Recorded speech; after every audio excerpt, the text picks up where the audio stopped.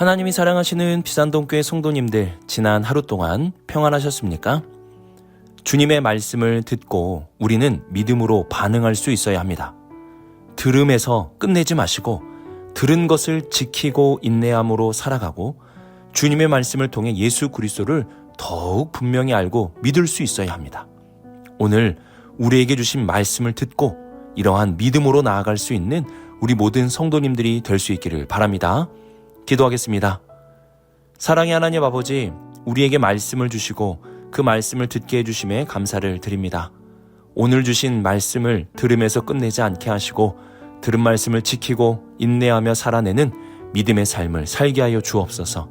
그래서 주님이 약속하신 100배의 열매가 가득한 우리 모든 성도들의 삶이 되게 하옵소서. 이 모든 말씀 우리 주 예수 그리스도의 이름으로 기도드립니다. 아멘. 오늘 우리에게 주시는 하나님의 말씀은 누가복음 9장 10절에서 17절까지 말씀입니다. 하나님의 말씀을 함께 읽겠습니다. 사도들이 돌아와 자기들이 행한 모든 것을 예수께 여쭈니 데리시고 따로 벳세다라는 고을로 떠나가셨으나 무리가 알고 따라왔거늘 예수께서 그들을 영접하사 하나님 나라의 일을 이야기하시며 병 고칠 자들은 고치시더라. 날이 저물어가매 12사도가 나와 여짜오되 무리를 보내어 두루 마을과 촌으로 가서 유하며 먹을 것을 얻게 하소서. 우리가 있는 여기는 빈들이니이다.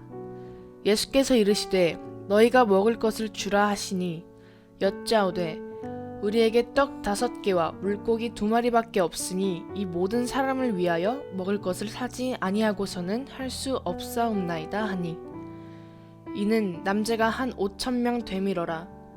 제자들에게 이르시되 때를 지어 한 50명씩 앉히라 하시니 제자들이 이렇게 하여 다 앉힌 후 예수께서 떡 5개와 물고기 2마리를 가지사 하늘을 우러러 축사하시고 떼어 제자들에게 주어 무리를 나누어 주게 하시니 먹고 다 배불렀더라.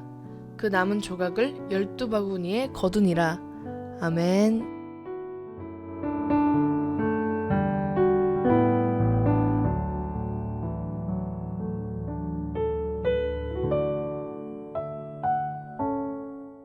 10절을 보시면 사도들이 돌아와 자기들이 행한 모든 것을 예수께 여쭈었다고 말씀합니다.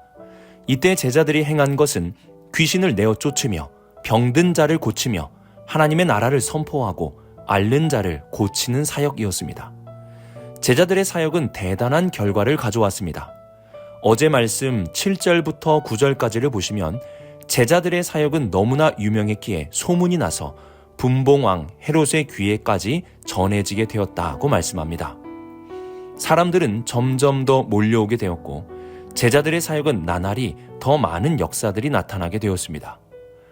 예수님은 이러한 제자들의 성공적인 사역 앞에 그곳에서 더 많은 사역을 하라고 말씀하지 않으시고 제자들을 데리고 벳세다라는 고을로 떠나가셨습니다. 우리 큐티 책에도 설명이 되어 있듯이 벳세다는 인적이 드문 조용한 마을이었습니다. 예수님은 놀라운 사역을 행하시고 나서 따로 한적한 곳, 조용한 곳을 찾아 떠나셨습니다. 누가복음 5장에서도 주님은 많은 나병 환자들을 고치셨고 이 소문을 들은 사람들이 많이 몰리게 되자 한적한 곳으로 떠나셨습니다. 왜 예수님은 이렇게 따로 한적한 곳을 찾아 떠나셨을까요? 누가복음 5장 16절에 이렇게 그 이유를 알려줍니다. 예수는 물러가사 한적한 곳에서 기도하시니라. 예수님은 기도하시기 위하여 한적한 곳을 찾아 떠나셨습니다. 주님은 사람들이 모여 있는 곳이 아닌 하나님을 찾고 하나님께 기도하는 골방과 같은 한적한 장소를 찾아 떠나셨습니다. 우리에게도 이러한 영적인 떠남이 필요합니다. 사람들이 많이 있는 곳에서 사람들과 만나는 장소에서 떠나 하나님께 기도하는 시간과 장소가 있어야 합니다. 누가복음에서는 유독 예수님의 기도하는 모습을 자주 기록하여 보여줍니다. 이 땅에서 주님은 기도하며 사역을 행하셨다는 것을 우리들에게 알려주는 것입니다. 예수님도 기도하며 주님의 사역을 감당하셨는데 하물며 우리는 기도하지 않고 어떻게 주님의 사역을 감당할 수 있겠습니까? 하나님의 나라의 사역을 위해서는 반드시 기도가 필요합니다. 보통 기도는 구하고 얻는 것을 많이 생각합니다. 물론 기도는 구하고 얻는 통로가 됩니다. 주님께서도 구하라고 말씀하셨습니다. 하지만 기도의 가장 중요한 기능은 십자가를 지시기 전에 주님께서 기도하신 내용입니다. 그 기도의 내용은 내 뜻대로 마시옵고 아버지의 뜻대로 하옵소서입니다. 기도는 내 뜻을 내려놓고 아버지의 뜻을 우선할 수 있도록 도와줍니다. 그리고 내 뜻보다 아버지의 뜻을 더 크게 보여주는 통로가 바로 기도입니다. 우리에게는 영적인 떠남이 필요합니다. 그 영적인 떠남은 기도이며 기도의 자리를 통해 우리는 하나님 아버지의 뜻을 구하고 나의 뜻보다 아버지의 뜻을 우선하며 살아갈 수 있게 됩니다. 주님의 길을 따라가는 우리 모든 성도님들의 삶에 기도의 시간 그리고 기도의 자리가 나날이 많아지고 더욱 커질 수 있기를 주님의 이름으로 축복합니다.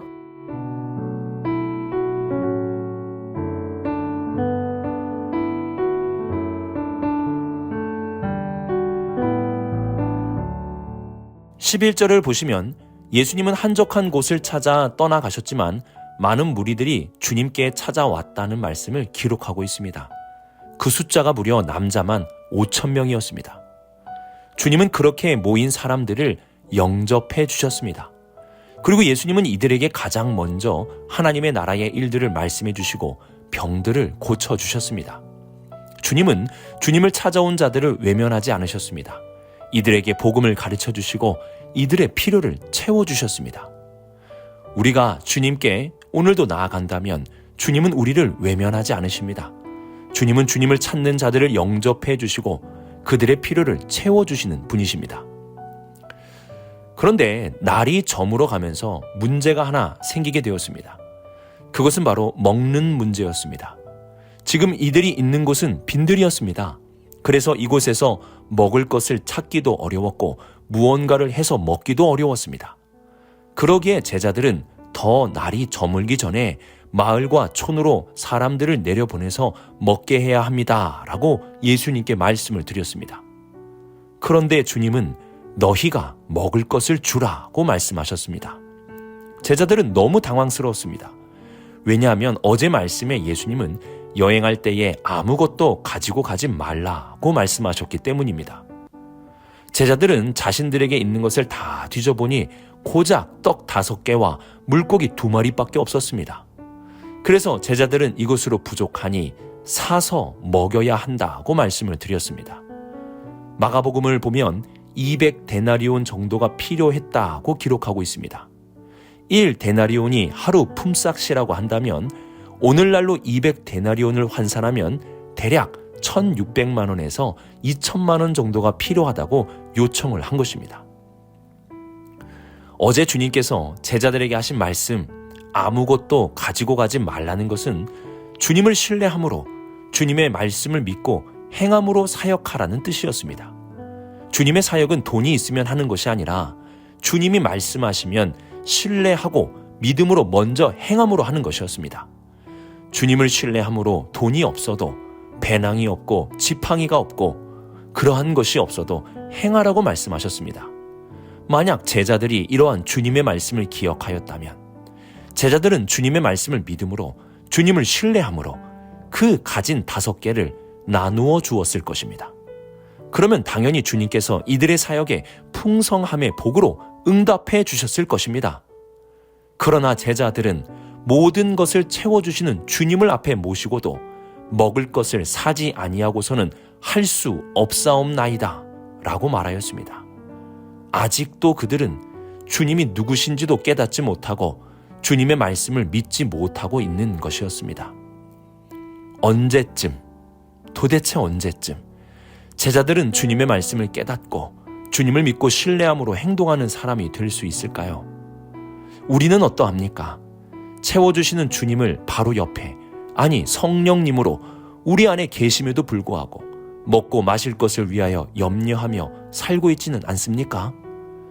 주님의 일을 할 때 주님의 말씀을 먼저 듣기보다 돈을 먼저 세고 나의 부족한 것을 먼저 헤아리고 있지는 않습니까? 나의 상황과 환경을 먼저 보기보다 주님의 말씀에 먼저 귀를 기울여 봅시다. 주님이 주라고 하시면 그 나머지는 주님이 채우신다는 뜻 아니겠습니까? 주님이 주라고 하시면 그 작은 것을 통해 주님이 일하신다는 뜻 아닙니까? 우리 계속 누가복음을 통해 배우고 있는 대로 주님이 누구신지 바르게 알고 주님을 믿고 또 주님이 하시는 말씀을 믿음으로 살아가 봅시다. 주님의 말씀에 따라 믿음으로 살아간다면 주께서 주님의 방법대로 풍성하게 채워주실 것입니다.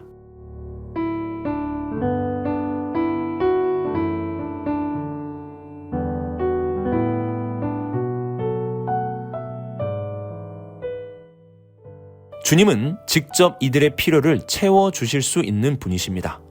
이스라엘 백성들이 광야에서 만나를 먹었고 선지자 엘리사는 보리떡 20개로 100명을 배불리 먹였습니다. 주님은 제자들의 작은 오병이어가 없어도 다 채워주실 수 있는 분이십니다. 그런데 왜 주님은 제자들에게 먹을 것을 주라고 말씀하셨을까요? 주님의 이러한 기적의 목적은 이들을 배불리 먹게 하는 것도 있지만 이보다 더 시급한 것이 있었습니다. 그것은 제자들을 깨우치고 가르쳐 온전한 제자로 세우는 것이었습니다. 예수님을 닮아 사역할 수 있는 사람들이 세워져야 하는 것입니다. 그래서 주님은 제자들을 가르치시고 이들이 가르침을 잘 받고 있는지 시험하기도 하시고 묻기도 하시는 것입니다. 영적 부흥의 역사를 보시면 여러 사람들을 통해서만 일어난 것이 아니었습니다. 주님의 마음을 알고 나아가는 한 사람, 소수의 사람들로부터 놀라운 변화의 역사가 시작되었습니다. 예수님은 몇 안 되는 사람들을 훈련시키셨습니다. 주님을 가까이에서 뵙게 하였고 주님의 말씀을 듣게도 하고 주님이 어떠한 분이신지 여러 기적을 통해서도 보여주시기도 하셨습니다. 왜냐하면 그들의 눈이 떠져서 주님을 바르게 알고 믿음으로 나아간다면 이 세상에 놀라운 변화가 일어날 수 있게 될 것이기 때문입니다. 주님은 이러한 것을 기대하시며 제자들에게 너희가 먹을 것을 주라고 말씀하셨습니다. 주님은 제자들이 바르게 세워지길 원하십니다. 오늘 우리 비산동 교회에서도 주님이 원하시는 것은 주님의 마음을 알고 주님의 뜻을 분별하며 주님을 닮고 주님의 사역을 이어갈 수 있는 제자가 세워지는 것입니다. 이러한 온전한 제자가 세워진다면 그 한 사람을 통해 100배의 열매가 맺어질 수 있는 것입니다. 주님은 스스로 부족하기에 제자들의 것을 요구한 것이 아니라 제자들을 온전한 제자로 세우시기 위하여 제자들에게 요구한 것입니다. 오늘도 주님은 우리의 눈을 뜨고 믿음의 성장을 위해 너희가 먹을 것을 주라고 요구하십니다. 이러한 주님의 말씀 앞에 주님을 믿고 주님의 말씀에 순종함으로 온전한 제자로 성장할 수 있는 우리 모든 성도님들이 될 수 있기를 주님의 이름으로 축복합니다. 오늘의 말씀을 묵상하며 기도하는 장소로, 기도하는 시간으로 영적인 떠남을 할 수 있기를 바랍니다. 주님도 이 땅에서 기도의 삶을 사셨습니다. 분주한 일상, 사람들이 많은 곳을 피하여 하나님만을 바라보는 영적인 떠남을 행할 수 있기를 바랍니다. 주님은 주님께 찾아오는 모든 사람들을 영접해 주셨습니다. 우리도 오늘 주님의 모습을 닮아 나에게 찾아오는 사람들을 영접해 줄 수 있기를 바랍니다. 마지막으로 주님은 우리에게 먹을 것을 주라고 말씀하십니다. 주님을 바르게 알고 주님의 말씀을 신뢰함으로 오늘도 주님의 말씀에 믿음으로 반응하여 우리의 것을 믿음으로 내어줄 수 있는 우리 모든 성도님들이 될 수 있기를 주님의 이름으로 축복합니다. 기도하겠습니다. 사랑의 하나님 아버지, 세상의 분주함 속에서 주님을 찾고 구하는 기도의 자리로 떠나가는 우리 모두가 되게 하여 주옵소서. 주님께 뜻을 묻고 나의 뜻보다 주님의 뜻을 앞세우는 우리의 삶이 되게 하옵소서. 오늘 만나는 모든 사람에게 친절함을 베풀게 하시고 주님의 말씀에 순종하는 믿음의 삶을 살게 하옵소서. 이 모든 말씀 하나님의 아들 우리 주 예수 그리스도의 이름으로 기도드립니다. 아멘.